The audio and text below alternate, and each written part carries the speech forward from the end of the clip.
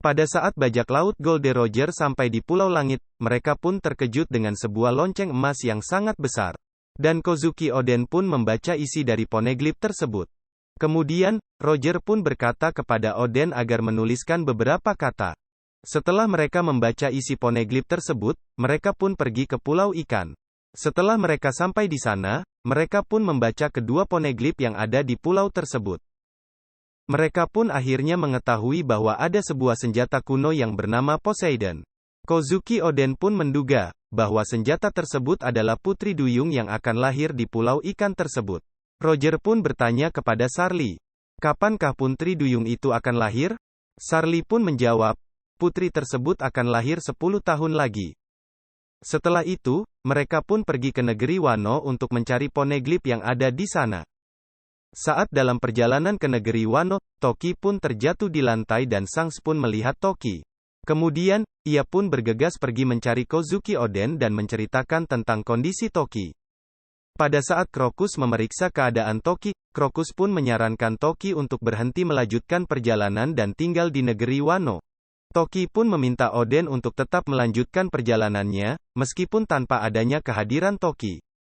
Singkat cerita, sesampainya mereka di negeri Wano, Oden pun bertemu dengan pengikut setianya, dan memberitahukan kepada mereka bahwa ia telah memiliki istri dan 2 orang anak. Pada saat Kinemon ingin menceritakan kondisi di negeri Wano, Toki pun memotong pembicaraan dan memohon agar mereka mengizinkan Oden untuk melanjutkan perjalanan bersama Roger. Oden pun berkata, "Untuk sementara, aku harus pergi lagi." Mereka semua pun terkejut dengan perkataan Oden. Setelah Oden menyalin poneglyph yang ada di negeri Wano, Oden pun bergegas untuk pergi meninggalkan negeri Wano. Saat Oden pergi tanpa melihat ke belakang, Oden pun sudah menyadari bahwa ada yang berubah dari negeri Wano. Setelah itu, mereka pun pergi menuju ke Kaisaran Mokomo, tempat asal dari Inuarashi dan Nekomamushi.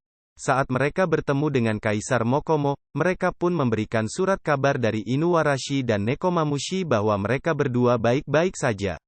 Kemudian, mereka pun pergi ke tempat poneglyph yang ada di tempat tersebut dan menyalinnya. Setelah keempat rod poneglyph tersebut sudah terkumpul, mereka pun pergi menuju pulau terakhir.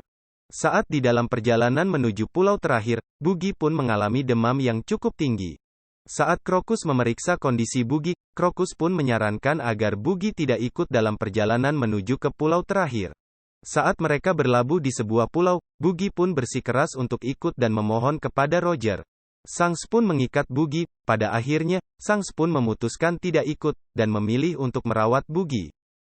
Mereka pun memutuskan untuk berangkat tanpa adanya Bugi dan Shanks. Saat berita besar mengenai berhasilnya Goldie Roger mengelilingi dunia, Roger pun dianggap sebagai Raja Bajak Laut.